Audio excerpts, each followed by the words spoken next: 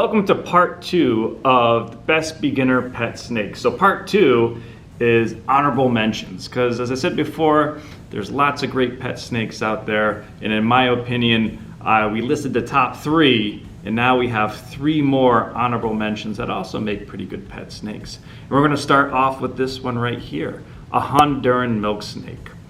Honduran milk snakes are readily available. You see them at most reptile expos, and they come in a lot of different color phases. They've been bred in captivity for many years now. They are one of the larger species, if not the largest species of milk snake. They get about 4 feet long, sometimes even a little bit bigger.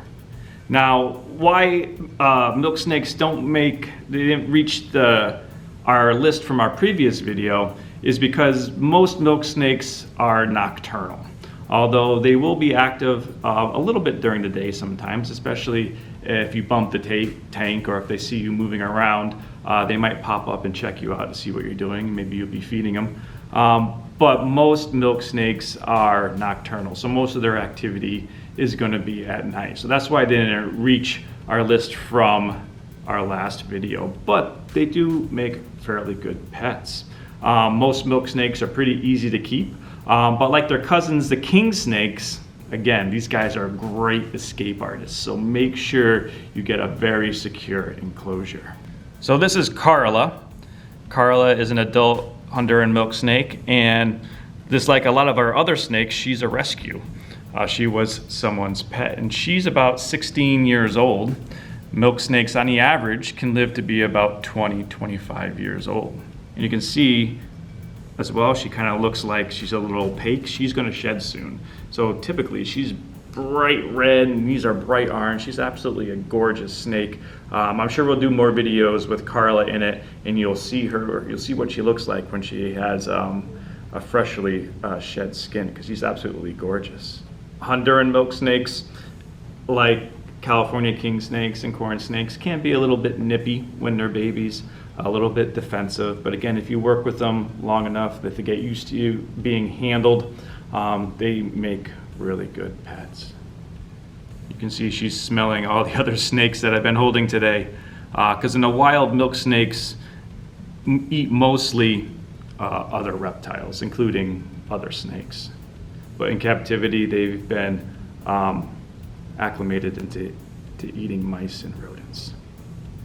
So maybe you love the look of the Honduran milk snake. You love tricolored milk snakes and king snakes, but Honduran milk snakes get a little bit too big for you. I mean, they are a large species. So Mexican milk snakes are a great alternative.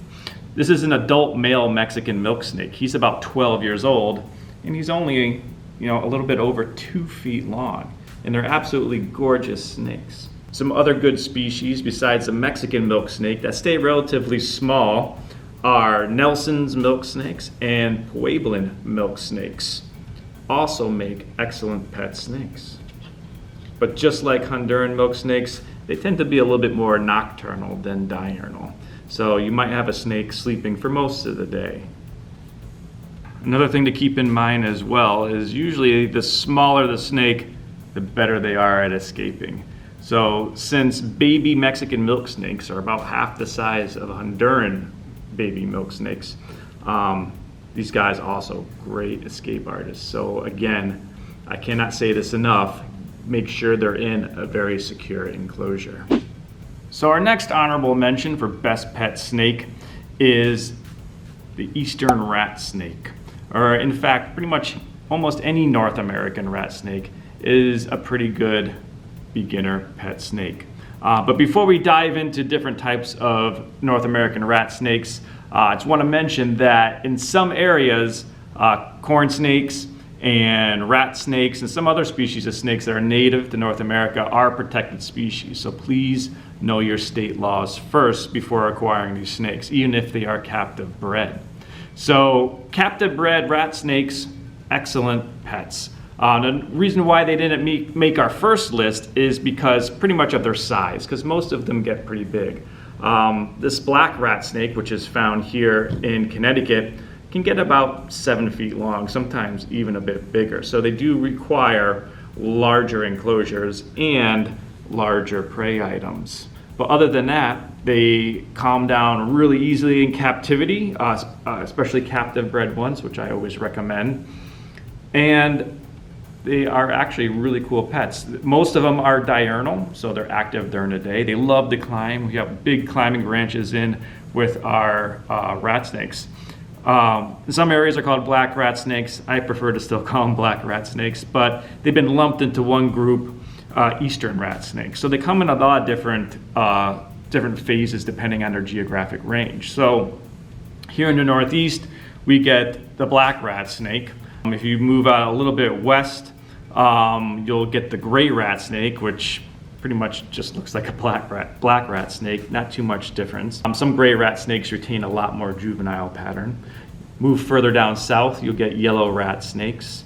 You also get intergrade yellow and black rat snakes. They call them greenish rat snakes. And if you go all the way down into southern Florida, you'll get an orange variant called the Everglades rat snakes. All these rat snakes used to be different species or subspecies, but now they've all been lumped into the eastern rat snake. There are some other species of rat snake here in North America that make great pets, including the Baird's rat snake.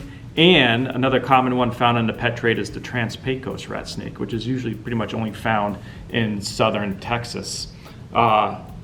Great pet snakes. The Trans-Pecos rat snake doesn't get as big as their eastern counterparts, the eastern rat snakes, but they still make great pets. So this is Shadow, and if you look at his right eye, you can see there's a little kind of a white spot on it. That's because he's been rubbing around and with his head in his enclosure, which has a lot of sand and rocks, looking for a place to brumate for the winter. These guys typically slow down here at the center in the winter. They're not as active, and they like to kind of bury themselves in the rocks. So that eye cap will be clear again after he sheds his skin. All right, so another honorable mention is a garter snake. You might recognize this guy from one of our videos. He was actually stuck in that glue trap. This is a wild eastern garter snake. But garter snakes are great choices for beginner snakes. So if you're looking for a pet snake that doesn't live as long as all the other snakes I mentioned, garter snakes are a great choice.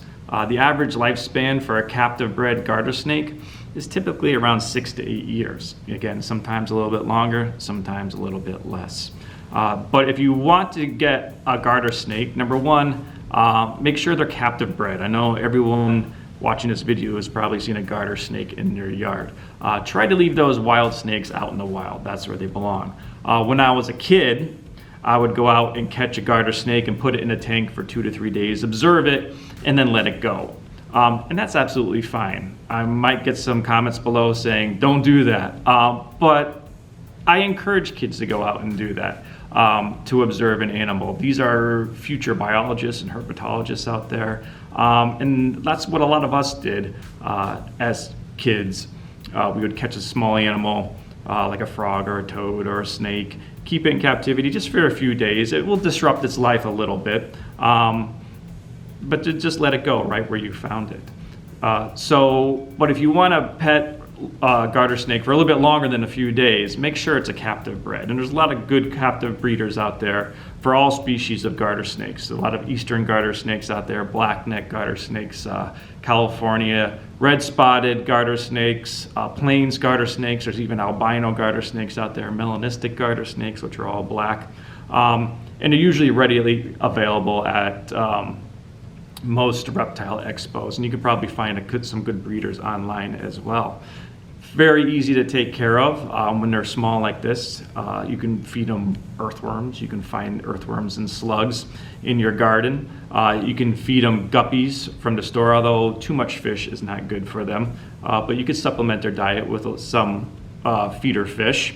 And as they get larger, I've had some adult garter snakes readily take small mice and pinkies. So very easy to feed. They're also always pretty hungry, so they don't refuse food that often. Now, if you're thinking of getting a garter snake, one thing I would love to mention is avoid getting garter snakes from most pet stores, especially those chain pet stores, because the garter snakes and their cousin, the ribbon snakes, that are usually in those stores are all wild-caught snakes. Wild-caught snakes do not make the best beginner pet snakes. And again, we always try and leave the wild snakes in the wild. So there's one more snake that's a great honorable mention. I don't have one here at the center, but that's the Western Hognose snake. Western Hognose snakes can be great rewarding pets, but the reason why they didn't make my top 3 list is because, number one, they're not always the easiest snakes to feed. They are notorious at refusing food, so especially the babies. So if you decide to get a Western Hognose snake, make sure you talk to the breeder and make sure that snake is eating pinky mice, because again, they can be a bit tricky to get started. Another reason why Western Hognose snakes didn't make the top 3 best beginner pet snakes is because they do have a mild toxin in their saliva. I'm not going to go as far as to call them rear fang venomous snakes, because when you give a snake, when you call a snake a venomous snake, people automatically assume, you know, a rattlesnake, mamba, cobra. They do have a slight mild toxin to the saliva. Again, so do garter snakes. They have a little bit of toxin in their saliva as well. But I know a handful of people that got bit by a hognose snake and they had a bad reaction to the toxins in the saliva, and their hands swelled up a lot, and they were pretty miserable for a while. Other than that, most hognose snake bites really aren't too bad, but there's the potential for a bad reaction from a bite. But Western Hognose snakes, they do get an honorable mention because they are a very popular pet snake. Thank you so much for watching this video on honorable mentions for best beginner pet snakes.